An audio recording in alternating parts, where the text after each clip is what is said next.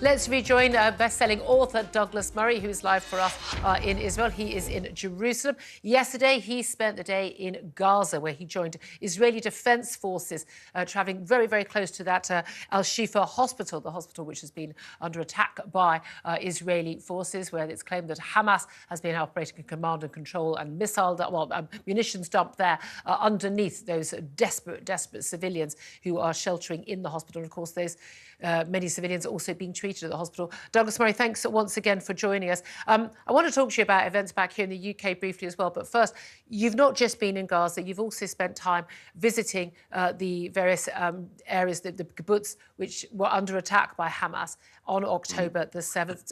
Tell us a little bit about your experiences there and the people you met and what they had to say to you. As you go into Gaza, you go past the ruins of a small community called Be'eri, which was completely decimated. It was one of the first places that the almost 4,000 Hamas terrorists broke into, and they broke into Israel that day.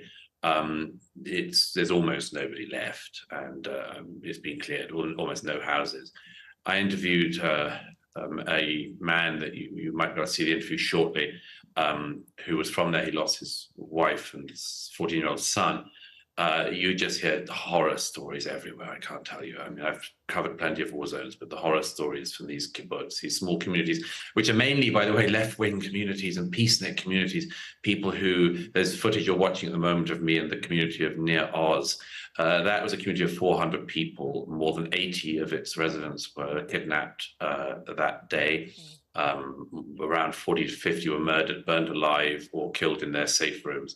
They had safe rooms ready for rocket attacks, but people didn't ever expect Hamas terrorists to be coming door to door with very well-laid plans of their communities. But that's what happened, and the stories are knowing unbelievable. Exactly who was living there. They'd been given the information by Gaza residents who'd been brought in as workers. Let's have a little. You mentioned the man you spoke to. Is it Avida Basha from one of the kibbutz, who you say lost his wife and son, and this is what they spent the day there. Yeah, this is what he had in to the say. safe room.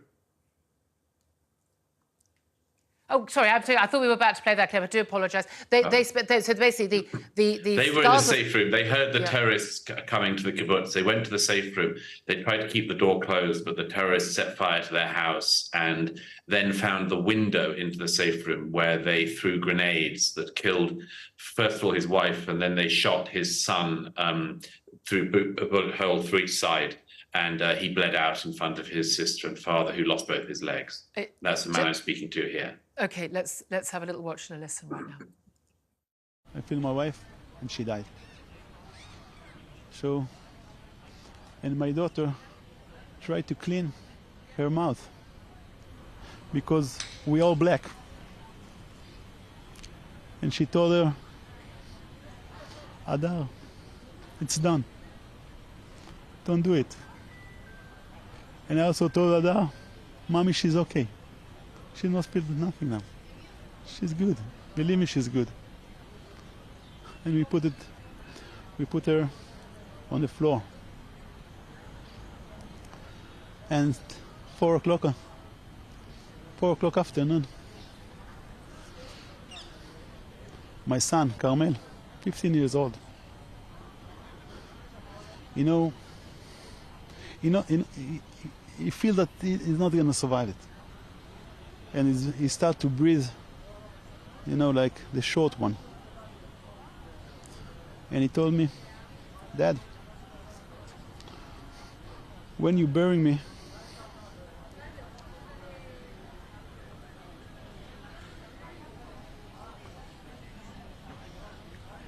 please bury me with my surfboard. He was a surfer. He was like a sailor. He liked the sea. And I told him, Carmel, go away. Don't do it. Absolutely harrowing. Absolutely harrowing. Douglas Murray, let me just ask you finally. You've met people like that man lost his wife and his child, and so many people who've lost loved ones, hostages taken, the like.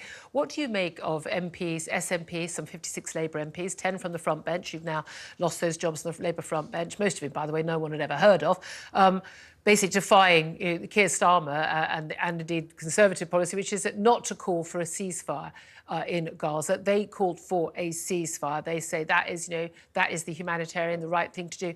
What do you make of that vote? There was a ceasefire, and it was broken by Hamas on the 7th of October when they killed 1,400 Israelis and kidnapped 240, when they led to scenes like the one you saw there. I can't stress enough that people in the kibbutz, people in these communities, you see even on the remainders of their house, on their fridge magnets, peace now, live and let live. These were people who wanted to live by their Gazan neighbors, and people, and often cooperated, drove people to hospital. There's a funeral today of an 80-year-old woman who drove Palestinian children to hospitals. She was an Israeli. She was killed by Hamas.